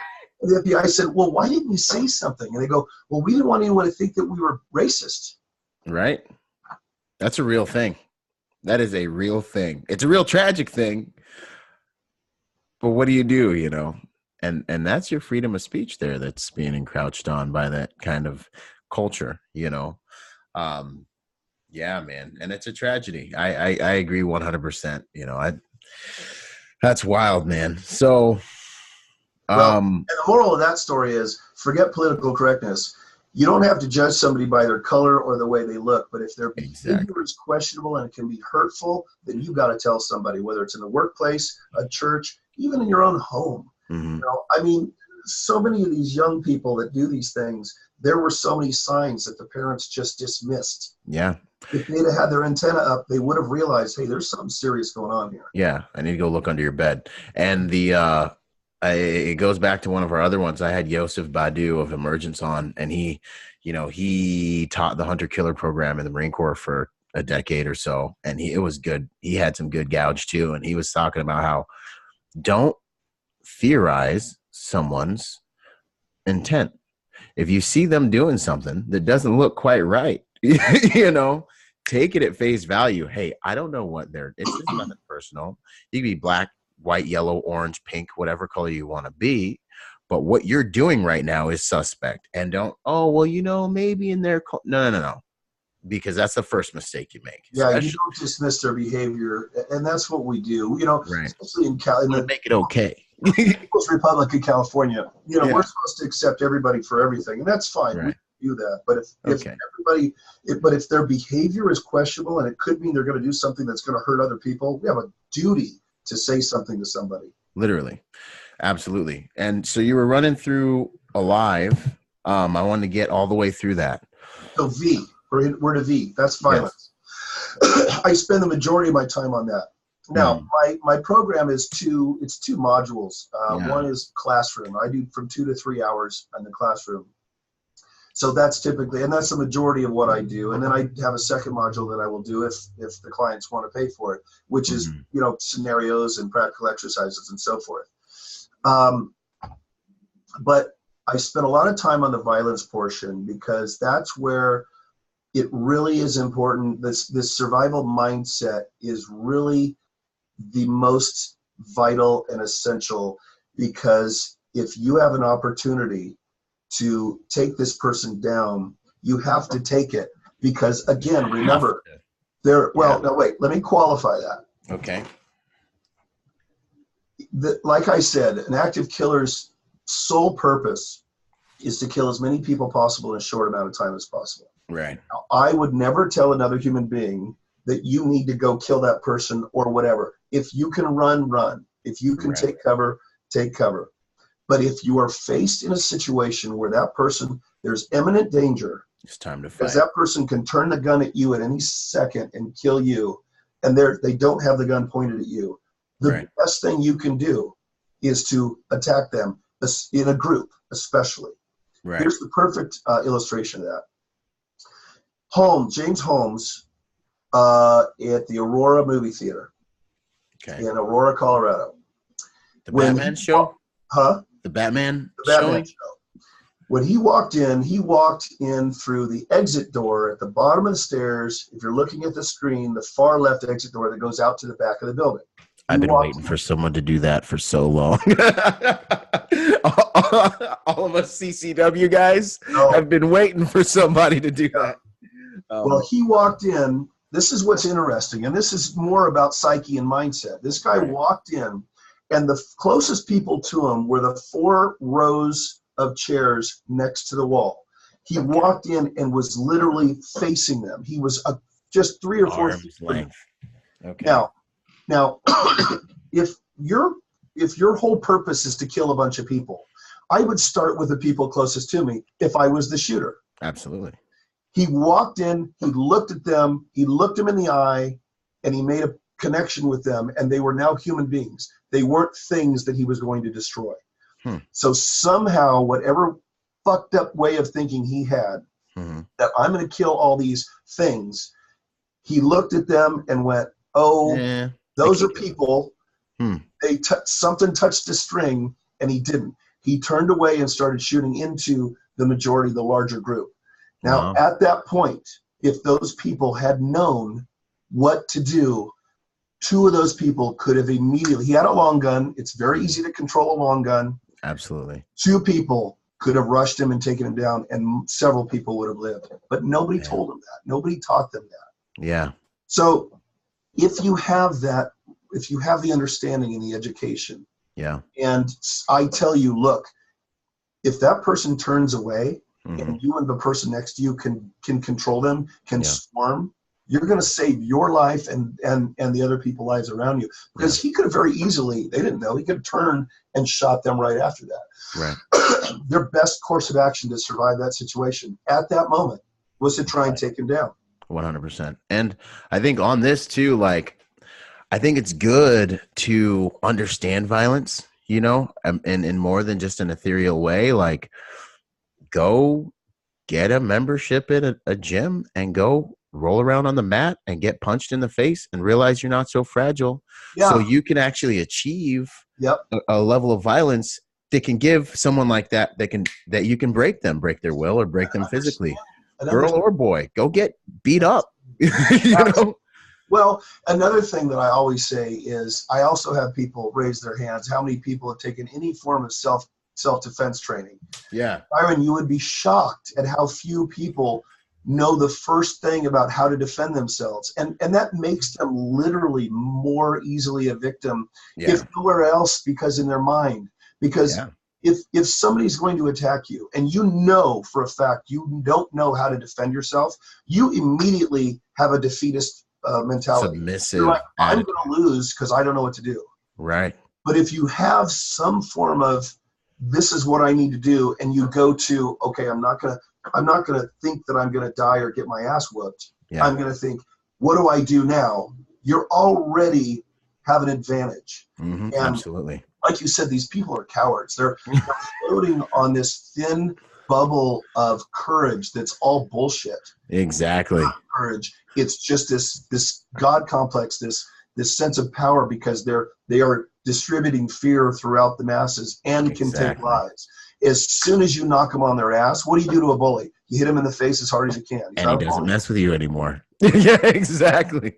And I remember one of the college shooters.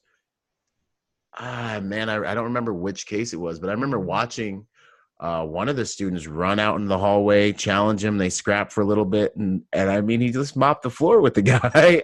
The guy had a gun. That was a high school. He took the weapon from the guy. I think the guy had another gun. He came back and messed him up again, you know. Yeah. The kid came out. He was a high school wrestler. Yeah. He was in the office as he was an aide or something. And the guy had just come through the door. He had a long gun. Mm-hmm. Came in. He grabbed him. He wrapped him up. He took the gun, ran back inside. Then the guy reaches for a knife. So he comes out. He wraps him up again. And then I think the school resource officer showed up at that point. Yeah. And, it's a beautiful video. I love it. Absolutely. But there is so much to be said for, you know what? I'm just not going to be a sheep. I'm going to go to a UFC gym or whatever it is, and I'm going to get inoculated to some abuse, you know? And I mean, it does so much more for you than just a physical thing. It's a psychological thing. It's a mental thing. It's a spiritual thing. Understanding how to push your body and how to deal with stress, how you're stressed out in your everyday life, going ahead and let some 200-pound guy get on top of you and start messing you up for a couple of hours, you know, a day. And you'll find that in your everyday life, you're able to, you know what, let's prioritize, let's execute, control what we can control. Let me breathe through this. It does so much for you. Yeah, knowing you're not going to just crumble after one punch. I don't know about you, but having a father like I did, I got my ass whooped more than one time. Oh, yeah. I know how thick my skull is. Right. So I'm going to be able to take a pretty good punishing before I go down. And Absolutely. that makes me even, it makes me feel like, hey, I'm going to keep going until I can't go anymore. And I've got a lot further to go. Yeah, a lot to give. That emboldens me to go, yeah. Hey, I am going to succeed in taking this person down. So 100%. And then also for me, like my mentality is, hey, you know what? Like we all got to die. And if I'm going to go, I'm not going to be one of those guys who are like, well, why didn't he do anything? No. I'm going to go. No. I'm going to go epic, doing everything I could to stop that situation. Anyway, I'll die well. I'm not good with it either. Any other real way. That's kind of the sheepdog mentality. A really good test. I was watching, and you know what? I know Dave Grossman. He's a great guy. The one that talks about, sheep and wolves and sheepdogs. Super cool guy. Yeah. And the thing with that, the world needs sheep. We can't all be sheepdogs. Yeah. Yeah. The world needs sheep to balance things out, because if everybody was a sheepdog and a wolf, it'd be crazy. All the time. But the reason, and people go, hey, I don't know if I'm a sheepdog. I've never been in a situation to find out. Yeah. I was watching a video a year or so ago, and this is what I came up with. A good test of whether you're a sheep or a sheepdog. I was watching a video of some kid, it was on YouTube, some kid being bullied by a bunch of other kids. Mm-hmm. And the kid was trying to walk away, but they just kept smacking him and hitting him, and they finally knocked him down, and they just kind of got around him and started beating the living hell out of this kid. Yeah. And I felt absolute rage. Yeah. Right. The little meter's just going up. I wanted to go there and grab these kids by the neck and twist them until their fucking heads popped off. Wherever they're at in life right now, kick the door in and go. Yep. And so what I was thinking is, well, gosh, that's an awfully extreme reaction. Why am I so upset about this? And then I thought, well, what would the opposite reaction be? What would someone else do? And I thought, well, they would feel bad for the kid. Yeah. They would want to get help. They run away and get help. And I thought, well, I wonder if that's the difference between a sheep reaction and a sheepdog reaction. I think sheepdogs would typically run towards the fire, 100%, the gunfire or whatever, and the sheep would typically run away. And there's, like I said, there's absolutely nothing wrong with either one. It's just a difference in personality. Oh, right. One other point I want to make. Remember when I said that you leave or you impede, but if you're in a situation where you have to attack the person, it is a 100% personal decision as to whether to attack or save your own life, go towards the danger to protect others, or save your own life. And I don't judge anybody for either one. Okay, that is a personal decision, because that person either needs to live or die with that decision. Exactly. So if they go in, good example, that shooting at the country bar, I can't remember what it's called, the country bar in Thousand Oaks about 3 weeks ago. Yeah, the recent one. The recent one. And there was an interview with a guy that was there with his son. And the guy was standing there being interviewed, apologizing and sobbing and saying, "I'm sorry I didn't do more. I'm sorry I didn't go back in. I felt so bad. I just wanted to make sure my son was safe." Yeah. That man is dealing with the decision he made, and his son is safe and he's safe.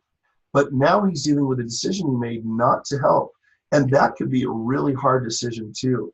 So either way, it's going to be a pretty heavy burden for some people, but that's what you got to live with. So you can either get your own butt out of there, which there's nothing wrong with.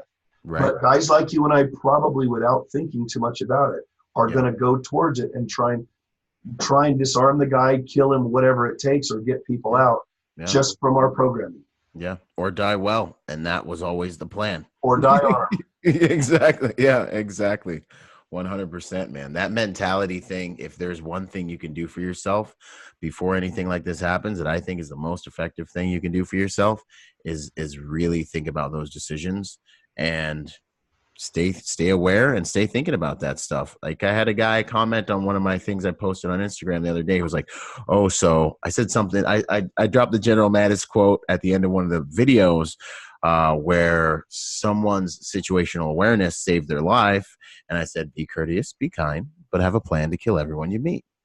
And he was like, and he came through and he was like, "Oh, so you're saying basically be in fear everywhere you go." And I was like, God bless you. Listen, I was like, for me, I respond. Yeah, and I did. I haven't even looked at the comments since. Every once in a while, I'll just drop back in and because we know the game, But this guy, I gave him a response, and I was like, "Look, man, to me, it's not about being afraid. It's about being prepared. And I'm of better service to everyone who I love if I am prepared.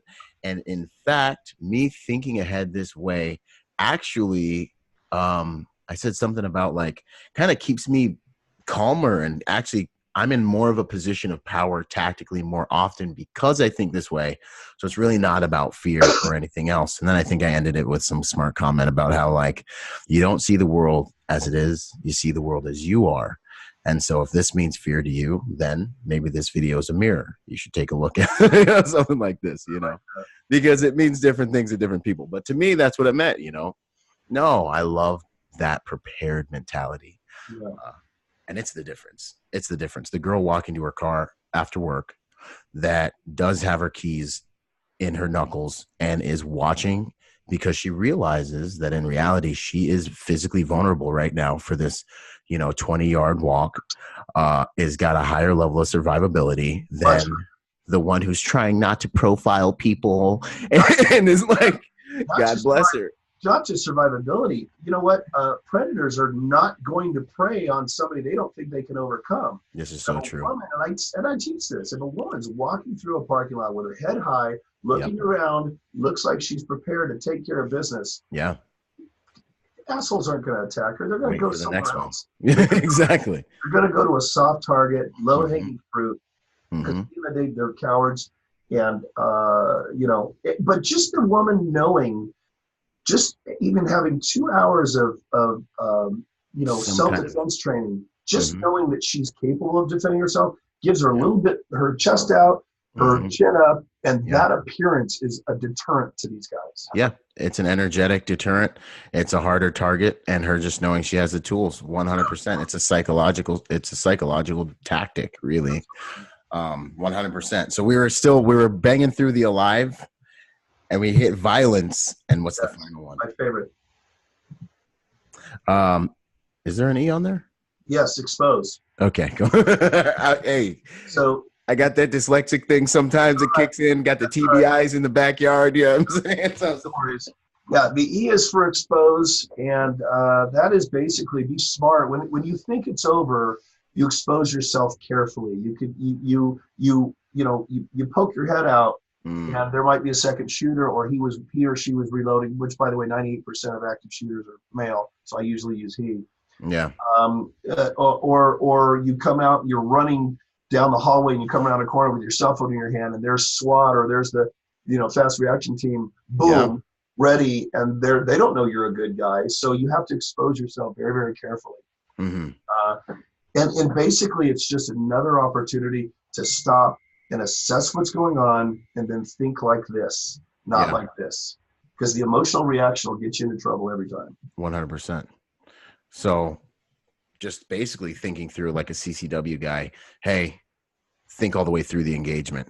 If I have to go ahead and take these steps, if I do don my weapon, get into this engagement, what are going to be my plan? What's my plan of action when now I'm preparing for the next fight, which is, law enforcement and talking about what happened and sit down, get the witnesses, get yourself clear your weapon, And get yourself in a safe place. Speaking of CCW guys, now Mm-hmm. I teach in the South a lot. Yeah. And I speak very differently to people like in Nashville and Georgia and Mississippi and stuff when I teach than I do in, say, California, because everybody's got a gun down there. Right. So I say, and even in my book, I say, look, if you've got a weapon, when you got to run, when you got to take off and leave, you take your weapon with you, your cell phone and your weapon. Now, here's the thing that I'm very careful to make sure everyone understands. The cops are not going to want you to have a weapon, but I'll tell you what, I got 2 in my desk right now, and if I have to bail, there's a threat out there, I'm not leaving without my gun. Right. But this is what I tell people: if you're gonna leave with your gun, you keep it. Hopefully, you're with other people that are running the same way, which cops are going to identify with. They're trying to get out of there, even if they do see a gun. Mm-hmm. But if you're running, you keep the gun kind of behind you, ready to use, but behind you. And if you encounter law enforcement, immediately throw it to the side and put your hands up and say, I'm not the shooter, I've got a CCW, or I've got a weapon. Because hands. Two different occasions, guys with guns, civilians with guns, were shot by law enforcement after they had responded to an active killer. Okay. One, I believe, died, and one lived. So you got to be careful. And cops are going to know. Look, more and more people are going to get guns. For anti-Second Amendment people, it's not going to be a very good, very happy time for them, because the world America has no choice but to arm themselves if they want to live. Right. Because the bad guys don't care about gun laws.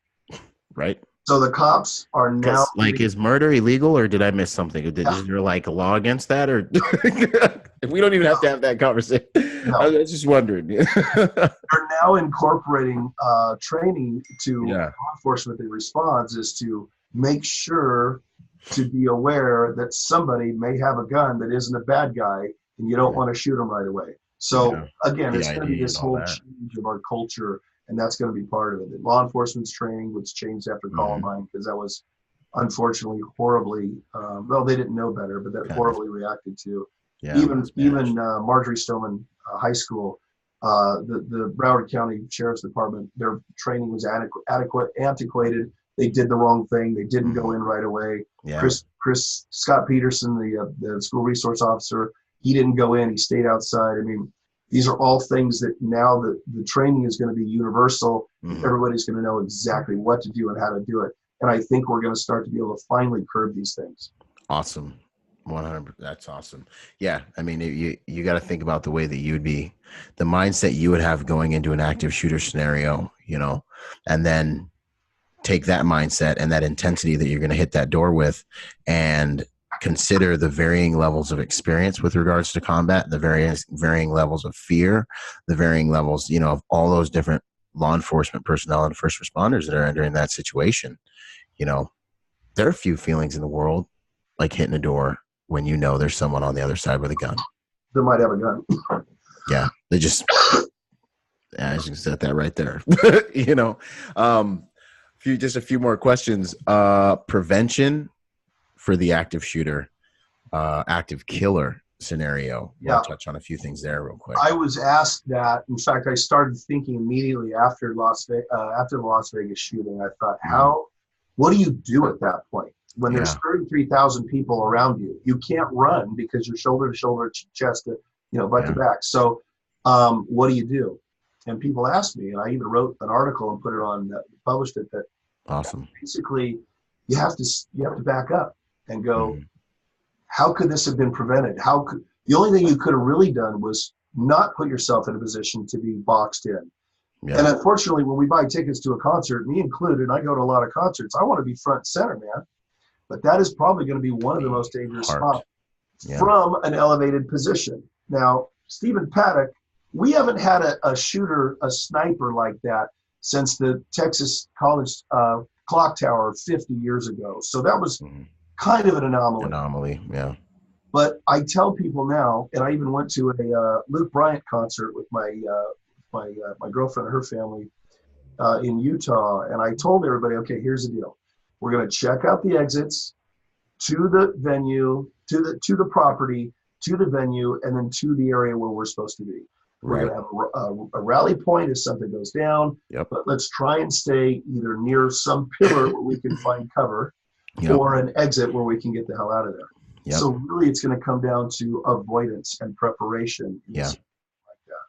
100%. And by the way, that is, I separate the two. I talk about a security mindset, which is avoidance, preparation, how to stay out of a situation that can get you killed. And then the survival mindset, which then starts as soon as an event like that begins. Yeah, they really are two different things. I worked in a venue with a client a few months ago where we were in a big kind of like Coachella-ish, concert-ish type environment. And for me, one of the primary considerations was, all right, we're in it. We're in the thick of it. What can I use for an exit that people aren't going to recognize as an exit? What, barriers can I get my clients through, around, or over quicker than probably most people can escape and evade?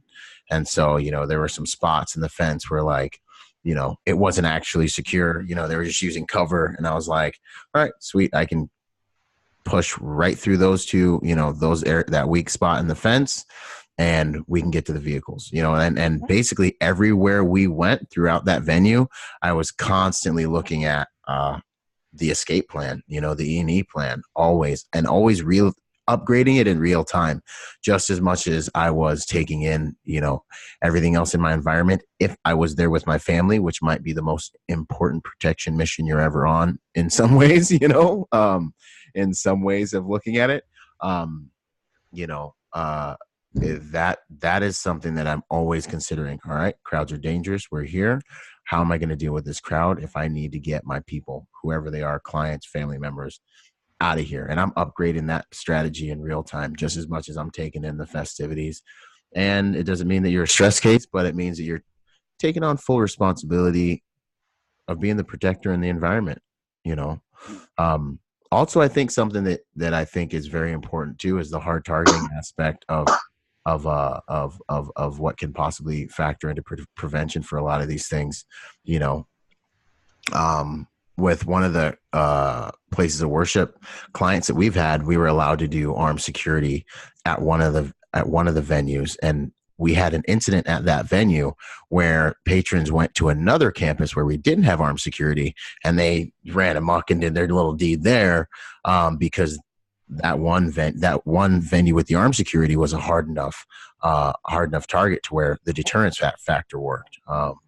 So that's something else I think is deterrence, and then also, planning for the aftermath with regards to your TCCC or whatever it is, being able to handle something like that if you happen to be in charge of a facility where you have to consider these things. Yeah. So, and then one question I like to ask as we end: what daily practices do you have that you feel make you better at what you do as a protector? What do you do? Kind of your daily, like, is there anything you want to give to people that you say, hey, this is something that I do within my lifestyle that you should consider, that I think makes me better at my job, what I do, who I am? Sure. Yeah, absolutely. Constant practice of situational awareness. Boom. Even if you're at the grocery store by yourself, right? Practicing being aware, looking at people. When I say profiling, I don't mean racially or any of that other crap. I mean profile the important stuff. Yeah, profile their behavior. Right. Be aware of their behavior. I use this video, and I don't know if it's MGM or whoever shot the Bourne series, but they'll probably be mad. I use this short video of Jason Bourne in the very first Bourne movie where he's in a diner with the German girl, and he says, when I walk in here, I'm constantly looking around. I look at, the guy at the counter is 215 pounds and knows how to handle himself. The waitress is left-handed. Yep. I know the best place to find, there's 7 cars outside. I know the license plates of all of them. And the best place to find a gun is in the glove box of the gray truck. Yeah. So I use that as kind of an extreme example of situational awareness. I think that just constantly practicing awareness of your surroundings. Yes. It's kind of like driving. If you're driving down the highway and you're constantly glancing in all 3 of your mirrors, you always kind of have an idea of what's around you. Where those cars all are. Of a sudden, somebody swerves into the lane. You know that 5 seconds ago, there was no cars to your right. Well, you can either get hit or you can take a chance knowing, I'm pretty sure there's no cars to the right because I already saw, and you swerve out of the way and you don't get hit. Yeah. Just knowing what's going on around you will give you an advantage in so many different ways. But when it comes to safety and security, I would say whether it's your own safety or security or that of your protectee, it's got to be one of the best things you can practice on a daily basis. Perfect. Absolutely perfect. And I have had that specific incident on a detail where a client had to slam the brakes. He had a high-performing vehicle, stopped on a dime. I was in a chase vehicle. I was in like an Escalade. And because I had that situational awareness and I knew that there was not a vehicle next to me on my left, just in the nick of time, I was able to take that gamble. Hey, I just checked that mirror without looking, boom, and flew past the client so fast the client didn't even see me. I would have hit him at over 60 miles an hour. Grace of God, but that situational awareness, that variable. Good for you. That's a good that variable, because something happened in front of him and he had to slam the brakes. That's awesome stuff, man. That's what I have for our conversation today, Michael Julian. It has been an honor having you on here, and I think we've covered a whole bunch of stuff, man. It's been great. Where can we find you? What are you up to today? Well, all that stuff. So the security company is MPS Security Protection. We are a national company. The states we're not licensed in. We've got very good partners that are qualified that we deal with, doing executive protection of all kinds. The Alive program is, and by the way, it's security-mps.com. The Alive program website is activeshootersurvivaltraining.com, and you can get the book there or on Amazon. I feel as though I'm kind of privileged. I came in at a time when this was really, really needed. And I was frustrated. I was pissed off that people were dying because they didn't know what to do. So I just figured out what I thought they should do. And I created a lesson plan, and it turns out that it actually works. So I'm really I feel fortunate that I'm in a position to help people learn how to do this stuff. And like I said, I'm not going to tell anybody my program is the best. Any training is better than no training, but you've got to get the training or you're literally helpless. You're going to be overcome by fear or make the wrong decision because you use your heart instead of your head. So, and I teach this stuff all over the country. And by the way, this sounds real salesy, but I have a lot of guys in the industry who come to me their corporate clients want the training but don't know where to get it. Yeah. So they refer me to their clients. I go do the training, and of course, I always take care of finder's fee or whatever, anybody that acts as a salesperson for me. So anytime I can do these, I'm scaling it right now because I can't handle the demand, and frankly, I don't want to travel as much as I have been. So right now, I'm vetting and training and certifying instructors to handle certain areas of the country.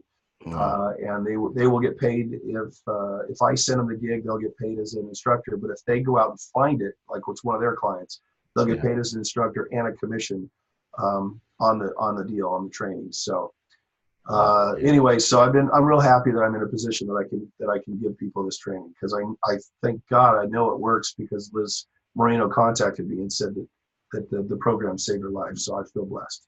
That's huge. Guys out there with corporate clients, considerations, boom. Man, thanks so much for coming on. I look forward to the next time our paths cross. Man, I know that you demonstrated a ridiculous amount of value with this interview. So thanks so much for your time. It was an honor. And we'll see you. One mind, many weapons. We'll see you out there in the game. Thanks, Michael. Merry Christmas. And then Merry Christmas.